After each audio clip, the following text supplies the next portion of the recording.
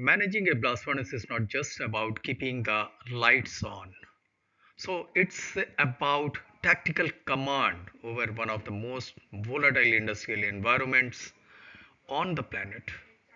So if you look at the title screen, you will see the wireframe of our furnace glowing with the internal heat we fight to maintain every single shift. Today we are moving beyond simple monitoring to true mastery of day-to-day operation. By the end of this session, you will be able to first identify the specific indicators of operational instability before they turn into crisis. Second, differentiate between random process noise and genuine shift requiring intervention. And third, utilize top down and bottom up control levers to maintain a perfect thermal balance. So, we are here to transform from reactive operators into proactive process engineers who understand that every decimal point in our data represents a victory or a defeat in the furnace. To understand how to control these furnaces, we first have to respect the sheer scale of chaos happening inside the shell. Now, coming to our next slide, which is truly focusing on the chaos of iron making. So looking at the screen, that massive number 2758 represent the competing chemical reaction occurring simultaneously within the furnace at any given second. The graphic shows a chaotic web of energy and particle path swirling within the vessel. Technically, we are operating a giant retard where the kinetics and thermodynamics are constantly at war. The so what factor here is simple. If you are not actively managing the inputs, these 2758 reactions are managing you. Most of these reactions are quite frankly out of our direct control, which is why our tactical focus must be on the variables we can influence. Failure to represent this complexity leads to erratic hot metal quality and unpredictable slag chemistry, which ultimately destroy our bottom line. So we have to simplify this chaos into a manageable battlefield where our workforce can actually win the day-to-day fight. So winning that fight requires more than just high level physics. It requires a culture of individual excellence on the floor.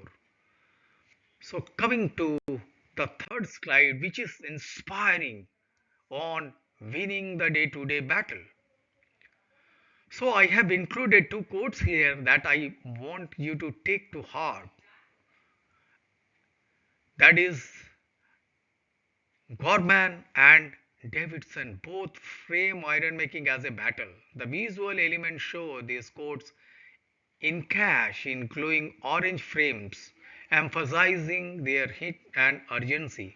As a manager, I can tell you that the final result of your campaign depends on individual shoulder, your operators and technicians outperforming the opposition in hand to hand combat. In our world, that combat is the constant monitoring of the stock line and the careful adjustment of the blast.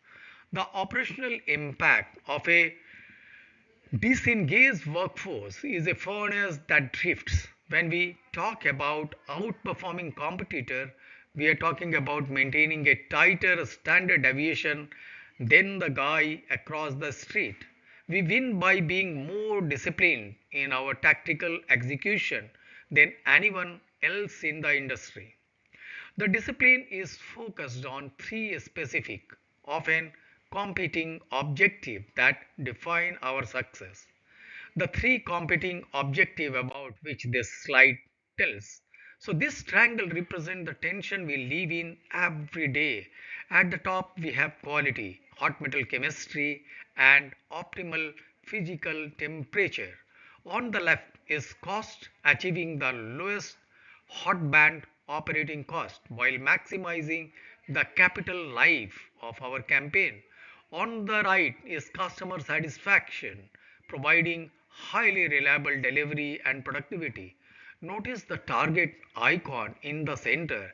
That's your sweet spot. The so what. Here is the trade off. If you push productivity too hard for satisfaction, you might sacrifice quality or cost via higher fuel rate or shorter refractory life. As engineers, your job is to find the equilibrium where the furnace remains stable while satisfying all three vertices.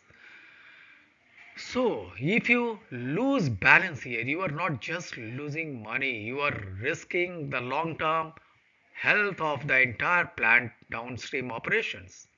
So, finding that balance requires moving past the old excuses that have plagued this industry for the decade.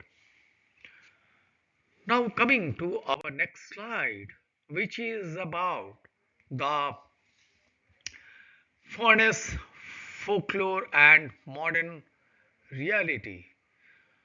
So, on the top half of the slide, you see the old boss manual from 1978. The advice back then was simple: when in doubt, blame cook quality, you will probably be right. While cook quality matters, that's a reactive folklore mindset. The modern mandate at the bottom of the screen is our new reality. Blaming raw material is easy, but mastering the process variable to force stability is the operator's true job. The visual contrast between the old stamped notebook and the slick digital mandate frame represent our shift towards data driven command. If we simply accept poor stability as a byproduct of bad code, we have already lost. We must use our control levers to compensate for material variability. The operational impact of this mindset shift is the difference between a furnace that survives and a furnace that thrives under pressure. To force that stability, we first have to able to visually and technically define what an unstable furnace actually looks like. So, our coming to our next slide, which is defining our battlefield. That is, it focuses on stability versus instability. So, look at the slide side by side comparison. On the left, optimal stability, the arrow shows a smooth, consistent descent of the body and a clean fluid slag pool at bottom. On the right, operational instability, you see the red flags hanging where the body stops moving, slipping where it crashes down, and channeling where the gas flow spikes irregularly. These are not just technical terms, they are physical threats. Channeling leads to localized hotspot and radical chemical shifts, which significantly increase the risk of a freezing event. The so what is immediate. Instability leads to temperature drop that can solidify the hearth. Predictable transient output response times are the hallmark of a stable furnace. And that is what we are paid to maintain. To maintain that smooth flow, we have to know when to step in and when to keep our hands off the controls. So, our next slide, which is about our corrective actions, the signal versus noise. So, this is perhaps the most critical technical concept in the deck. The top chart shows normal variation, random fluctuation around a mean of 98.5%. The tactic here: do nothing, monitor it. If you adjust for noise, you actually induce instability. Now look at the bottom chart. Process shift. Here we see a sustained extended deviation where the mean has shifted down by 3.3%. Our rule of engagement is case number 3. Initiate action after 5 consecutive points falls below the aim. The visual, the process shift detected, alert in red, indicate a genuine quality drop and a freezing risk. The operational impact of Misidentifying these is massive. Chasing noise wastes fuel and creates chemical swing while ignoring a signals lead to a cold hearth. Knowing the difference is what separates a senior engineer from a novice. So once we have identified a genuine shift, we have two primary set of levers to pull starting from top. So coming to control levers, top down charging, our this slide focuses on our top down controls. The schematic highlights the cohesive zone, that glowing orange band in the middle of the furnace. Our objective here is to manage gas flow and the material reducibility by controlling the precise position of this zone. We do this through burden distribution, carefully layering the ore and coke, and top pressure control, which regulate the exit environment for internal stability. So don't forget raw material quality, the ultimate scapegoat mentioned earlier, which we must monitor to adjust our charging pattern. So if your burden distribution is off, your gas flow will channel and you will lose the thermal efficiency of your reducing gases. The so what factor is the poor top down control directly increase your coke rate and lowers your overall iron production. While the top control the flow, the bottom dictates the temperature and the energy of the reaction. So our next slide, which is about control levers, basically bottom up raceway control. So now let's look at the injector dashboard at the 2-year level. The visual shows the intense heat of the raceway with fire icon and sliding scales. Our primary metric here is raft, the raceway adiabatic flame temperature. On this dashboard, we are at an optimal 20 to 50 degrees centigrade. Notice the levers. Oxygen enrichment, which increases productivity by about 1.5% for every 1% of wind, and pulverized coal injection, our high efficiency carbon replacement. The so what is simple math. Adding 180 kilogram of PCI can save 120 kilogram of coke per ton of hot metal. But it alters your thermal balance. You must balance these injectors to maintain hearth stability. If your raft drop too low, you lose the driving force for the reduction reaction. Too high, and you risk damaging the tuyeres and the refractory. The top and bottom levers all culminate in the final chemical and thermal state of liquid iron.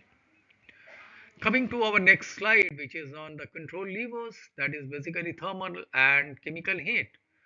So this slide shows the vital sign of the hearth. The primary indicator is hot metal silicon, shown here at an optimal 0.65%. If that slider moves into red danger zone on the left, the furnace is getting cold and approaching freezing risk. We also monitor slag basicity, the ratio of lime to silica, aiming for roughly 1.15 to ensure sulfur removal and proper fluidity. The fuel efficiency box at the bottom track our equivalent coke rate against a reducing gas utilization of 42%. The operational impact of these metrics is your final product quality. If your silicon is too high, you are wasting fuel. If your basicity is too low, your sulfur will be out of specs for the steel shop. It's a delicate chemical dance at 1500 degrees centigrade. To manage all these variables effectively, we need to stop looking at them in isolation and start using a unified interface. So our next slide, which exactly focus on the unified control interface. So so as you cannot manage a blast furnace in silos, this slide shows the unified control interface connecting the left input panel, top pressure and burden distribution with the right input panel, blast wind, fuel injection and slag chemistry. Everything flows into that central angle of quality, cost and satisfaction. The core takeaway here is that every micro adjustment to a physical lever creates an immediate reaction that stretches or relaxes the balance of the entire system. If you increase wind without adjusting your burden, you might trigger channeling. Total system stability require a unified view. The so what is that a holistic approach prevent the yo-yo effect of overcorrecting one variable only to break three others. As we wrap up, let us distill everything we have discussed into three final principles for successful iron making. And the slide tells this only agenda. So, successful iron making, we close with the final target now. The quote on the left says it all: making iron is an honest way to earn a living. To do it successfully, you must follow three rules. First, adapt and solve. Remain flexible to process shift and apply basic principle with relentless common sense. Second, achieve stability first. Consistency, hit your baseline objective before you even link the things about pushing the furnace to its productivity limit. Finally, and most importantly, trust the data. As the visuals say, accurate data is your ultimate and only weapon against those 2758 competing reactions. So, if you master the signal, respect the chaos, and control your levers, you will win the day to day battle.